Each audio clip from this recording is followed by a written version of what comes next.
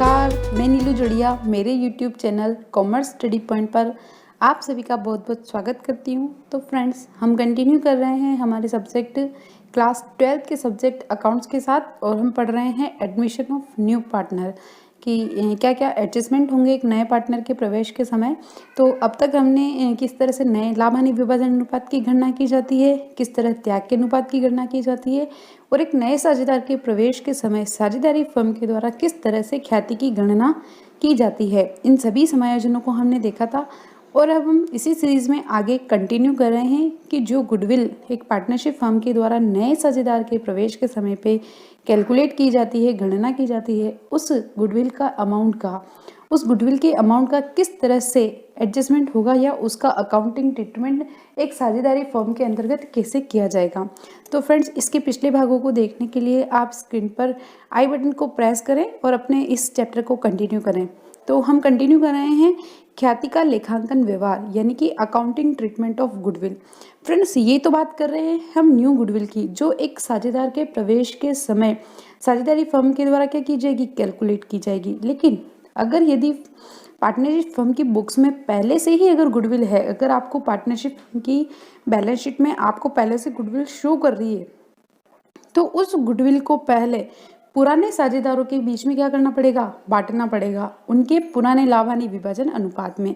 जो balance sheet में goodwill show कर रही होगी पहले से, उस गुडविल को क्या करना है, आपको पुराने साझेदारों के मध्य पुराने लाभ हानि विभाजन अनुपात में बांटना है। और फिर उसके बाद जो नई गुडविल है ना, उस नई गुडविल की राशि में से नए साझेदार का जो हिस्सा होगा, जैसे आपने पूरे गुडविल के कैलकुलेट किया था, माना कि 10,000 रुपये, ठीक है, आपके पूरे फर्म की गुडविल आई 10,000 रुपये और आपने नए साझेदार को प्रवेश दिया था 1/4 भाग के लिए यानी कि 25%। तो 10,000 का 25% यानी कि नए साझेदार की राशि कितनी है, 2,500 रुपये। तो वो जो 2,500 रुपये का जो अमाउंट होगा ना, वो उसको किस तरह से एडजस्ट किया जाएगा अपन वो देख रहे हैं। तो उसमें पहला है कि जब ख्याति का भुगतान निजी रूप से किया जाए, यानी कि क्या बोल रहा है कि भाई आपने गुडविल कैलकुलेट तो कर ली, लेकिन जो नया साझेदार है ना, वो उस राशि को फर्म में लेके ही नहीं आया, उसने फर्म के बाहर ही पर्सनली पुराने साझेदारों को अगर वो दे दी, ओल्ड पार्टनर को दे दी। तो इस तरह से अगर ख्याति को भुगतान किया गया है, इस तरह से पुराने साझेदारों को अगर ये राशि पेमेंट की जाती है, तो इसका कोई भी अकाउंटिंग ट्रीटमेंट पार्टनरशिप फर्म के द्वारा नहीं किया जाएगा। फ्रेंड्स, दूसरी जो सिचुएशन होती है वह होती है कि जब नया साझेदार न्यू पार्टनर अपने गुडविल के अमाउंट को क्या करता है, कैश में लेके आता है पार्टनरशिप फर्म में। उसका जो हिस्सा है अब गुडविल में नए साझेदार का, अगर वो हिस्सा वो कैश में लेके आता है अगर पार्टनरशिप फर्म में, तो क्या होगा, सबसे पहले पैसा फर्म के पास आएगा तो फर्म एंट्री करेगी cash account debit to goodwill account, यानी कि जो भी नया साझेदार पैसा लेके आएगा उस राशि के साथ ही एंट्री की जाएगी। फिर प्राप्त की गई गुडविल की राशि किसको मिलेगी, सेक्रीफाइस पार्टनर को, यानी कि नए साझेदार के प्रवेश के लिए जिस साझेदार ने जितना त्याग किया है उस त्याग के अनुपात में वह गुडविल की राशि क्या करेंगे, उन्हें बांट देंगे। फ्रेंड्स, अगर यदि पूरा सेक्रीफाइस किसी एक ही पार्टनर ने किया है तो गुडविल पूरी की पूरी उस एक पार्टनर के अकाउंट में जाएगी। यदि पुराने साझेदारों ने कुछ डिसाइड रेशो में या कुछ भाग किसी ने, कुछ भाग किसी ने, या उनका जो भी त्याग का अनुपात है, जो भी सेक्रीफाइस रेशो है, उस सेक्रीफाइस रेशो में क्या होगा, गुडविल का डिस्ट्रीब्यूशन हो जाएगा। तो जब गुडविल को डिस्ट्रीब्यूट करेंगे तो कैसे करेंगे, goodwill account debit to sacrificing partner capital account. Friends, ये दो ही एंट्री करनी है अगर नया साझेदार अपने हिस्से की ख्याति की राशि क्या करता है, नकद लेकर आता है। लेकिन यदि आपको क्वेश्चन में दे दिया जाए कि नए साझेदार द्वारा लाई गई ख्याति की राशि को पुराने साझेदार क्या करते हैं, निकाल लेते हैं, विड्रॉल कर लेते हैं, तो क्या एंट्री हो जाएगी, sacrifice partner capital account debit to cash. जितनी भी राशि वो क्या करेंगे, उस फर्म से ख्याति की निकालेंगे, उस अमाउंट के लिए ये एंट्री हो जाएगी sacrifice partner capital account debit to cash account. और ये साझेदारों के पूंजी खातों में इसका समायोजन हो जाएगा। फिर उसके बाद तीसरी जो सिचुएशन आती है वह यह है कि अगर जो नया साझेदार है वह अपनी ख्याति की राशि क्या करता है, नकद नहीं लेके आता है, यानी कि आपने गुडविल की कैलकुलेशन कर ली और उस गुडविल की कैलकुलेशन के बाद जो नया पार्टनर है वो राशि को क्या कर रहा है, नकद में नहीं लेके आता है। तो जब नया साझेदार गुडविल की राशि को नकद में लेके नहीं आता है तो उसके चालू खाते के माध्यम से क्या किया जाता है, समायोजन किया जाता है, एक एंट्री पास की जाती है और उसके अकाउंट को क्या किया जाता है, एडजस्ट किया जाता है। फ्रेंड्स, इस एंट्री में हमेशा ये पॉइंट ध्यान रखना है कि नए पार्टनर का हमेशा करेंट अकाउंट आएगा। अगर यहाँ पे हम नए पार्टनर का कैपिटल अकाउंट लेके एडजस्ट कर देंगे तो उसकी जो पूंजी होगी वो क्या हो जाएगी, कम हो जाएगी। इसलिए ये एडजस्टमेंट एंट्री है और ये एडजस्टमेंट एंट्री हमेशा करेंट अकाउंट से करी जाएगी। तो क्या एंट्री हो जाएगी, new partners current account debit to sacrifice partner capital account. यहाँ पे टोटल न्यू पार्टनर के करेंट अकाउंट में आएगा टोटल गुडविल का अमाउंट, और टू सेक्रीफाइस पार्टनर उनका आ जाएगा सेक्रीफाइस रेशियो, यानी कि जिस अनुपात में उन्होंने त्याग किया है, या अगर एक ही साझेदार ने पूरा त्याग किया है तो क्या होगा, सिर्फ उसका एक का पूरा अमाउंट आ जाएगा। फिर उसके बाद अगली सिचुएशन है कि आंशिक नकद, यानी कि आपने गुडविल माना कि आपने गुडविल कैलकुलेट की थी 5,000 रुपये, और फिर वो बोलता है कि उसमें से 2,500 वो कैश लेके आएगा और 2,500 अपने को क्या करने, उसके फिर चालू खाते से समायोजित करने। तो जितनी राशि वो नकद लेके आएगा उस राशि के लिए अपन करेंगे cash account debit to goodwill, यानी कि जितनी राशि वो लेके आएगा। फिर गुडविल की पूरी राशि को किसको समायोजित करेंगे, सेक्रीफाइस पार्टनर को।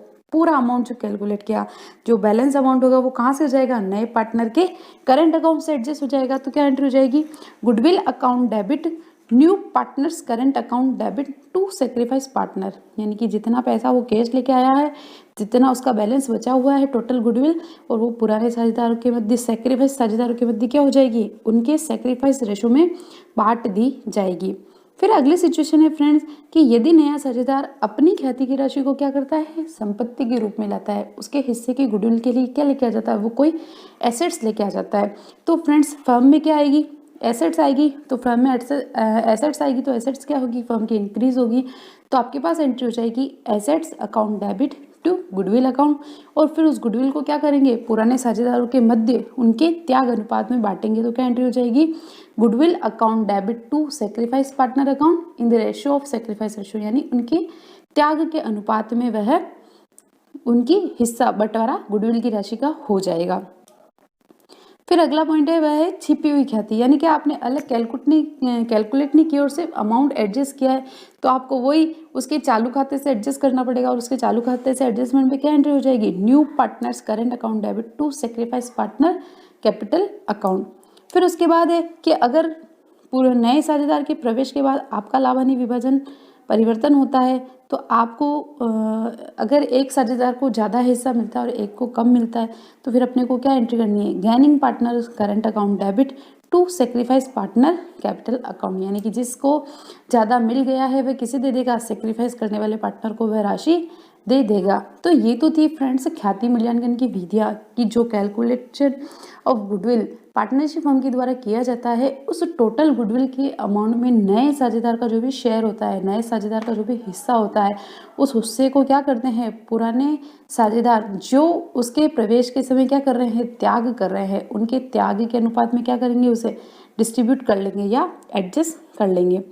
फिर उसके बाद अगला पॉइंट आता है फ्रेंड्स, एक नए साझेदार के प्रवेश के समय वह है संपत्तियों का पुनः मूल्यांकन व दायित्वों का पुनः निर्धारण, यानी कि revaluation of assets and reassessment of liability. देखो, जब एक नया साझेदार फर्म में प्रवेश करता है तो फर्म का क्या होता है, पुनर्गठन होता है, और फर्म का जब पुनर्गठन होता है तो उसकी सभी संपत्तियों, सभी दायित्व, पुराने साझेदारों के पूंजी खाते, गुडविल, नया लाभ हानि विभाजन अनुपात, त्याग अनुसार, ये सब चीज़ें देखी जाती है।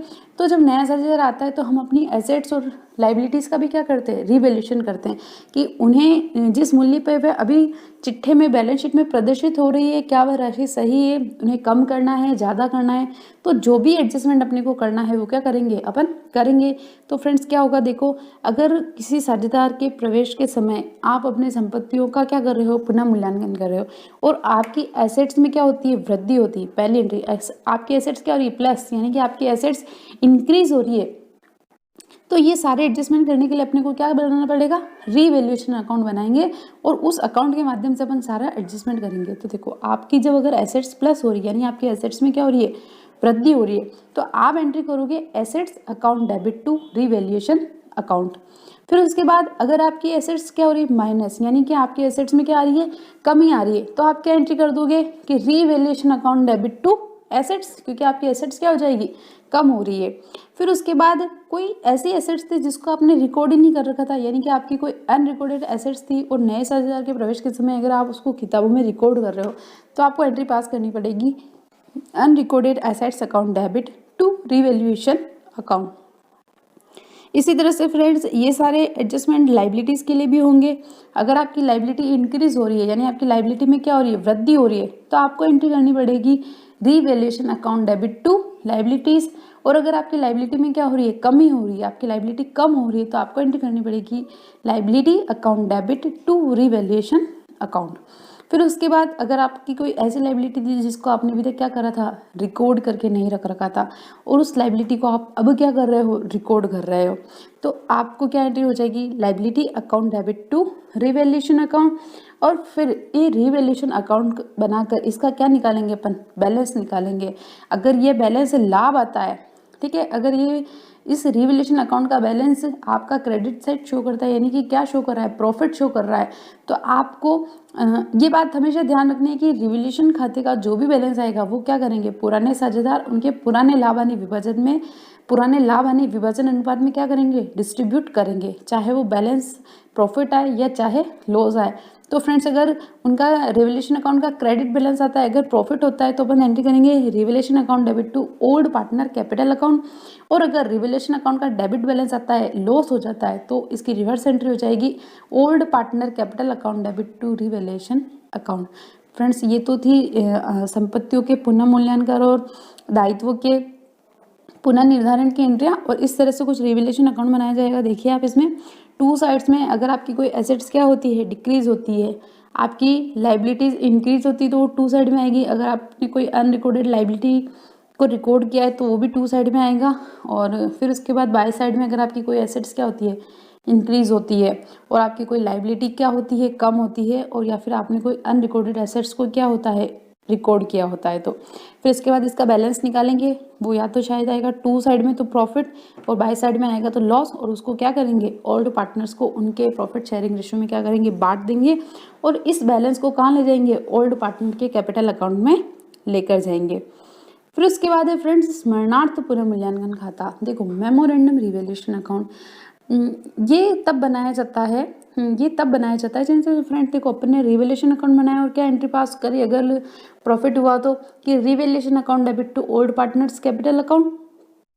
फिर इस एंट्री को करने के बाद अब जब फर्म की नई बैलेंस शीट बनाई जाएगी ना, तो आपने अपनी संपत्ति और दायित्व को जो रिवैल्यू अमाउंट पे रिवैल्यू करना ना, वो अमाउंट क्या होगा, बैलेंस शीट में शो होगा, ठीक है। लेकिन अगर आपको प्रश्न में ऐसा दे दे कि हम हमारी संपत्ति और दायित्व का पुनः मूल्यांकन तो कर रहे हैं, लेकिन जो नई बैलेंस शीट बनेगी ना, उसमें सारे संपत्ति और सारे दायित्व क्या करेंगे, पुराने मूल्य पर ही शो करेंगे। तो जब ऐसा आपको क्वेश्चन में दिया जाता है कि भाई हमें नई फर्म में कि नए साझेदार के प्रवेश के बाद जो बैलेंस शीट बनाई जाएगी उसमें अगर नया मूल्य शो नहीं करना है, तो क्या करेंगे फ्रेंड्स कि एक मेमोरेंडम रिवैल्यूएशन अकाउंट बनाएंगे, यानी क्या करेंगे कि एक स्मरणार्थ पुनः मूल्यांकन खाता बनाएंगे। ये बिल्कुल इसी तरह से अपने जैसे रिवैल्यूएशन अकाउंट बनाते हैं वैसे ही बनाएंगे कि आपकी एसेट्स बढ़ रही है और आपकी एसेट घट रही है, आपकी कोई लाइबिलिटीज़ में कमी है, लाइबिलिटीज़ में वृद्धि हुई, same to same revaluation account की तरह ये बनेगा।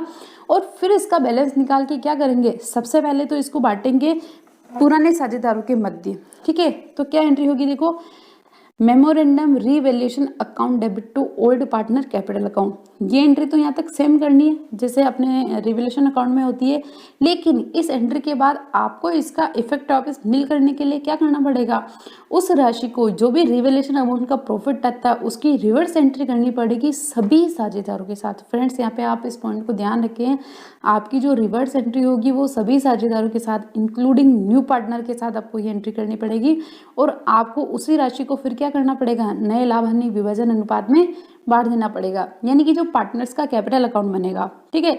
तो पहले तो आपका क्या आ जाएगा, बाय रिवैल्यूएशन प्रॉफिट आ जाएगा, तो दोनों अमाउंट किस तरफ आएगा, सिर्फ ओल्ड पार्टनर के लिए। फिर जब आप इस एंट्री को रिवर्स करोगे कि old partner capital account debit to memorandum revaluation amount, यानी कि उसी अमाउंट को आपको सारे साझेदारों के बदले नए लाभ हानि विभाजन अनुपात में क्या करना है, बांट देना है। यानी आपको कैपिटल अकाउंट में डेबिट साइड में भी एंट्री करनी है और क्रेडिट साइड में भी एंट्री करनी है। फ्रेंड्स ये दो एंट्री हो जाएगी, और फिर उसके बाद सारी एसेट्स और लायबिलिटी बैलेंस शीट में कौन से मूल्य पे आ जाएगी, पुराने मूल्य पे ही, उसको रिवैल्यूड अमाउंट पे बैलेंस शीट में शो नहीं करेंगे। और फ्रेंड्स यदि अगर मेमोरेंडम रिवैल्यूएशन अकाउंट का क्या आता है, लॉस आता है, तो इसकी रिवर्स एंट्री हो जाएगी कि पहले उस लॉस को क्या करेंगे, पुराने साझेदारों के मध्य बांटेंगे, यानी कि old partners capital account debit to memorandum revaluation account. और फिर उस अमाउंट को क्या करेंगे, सारे साझेदारों के मध्य बांट देंगे। तो memorandum revaluation account debit to old partner capital account in the new ratio, new profit sharing ratio में बांट देंगे।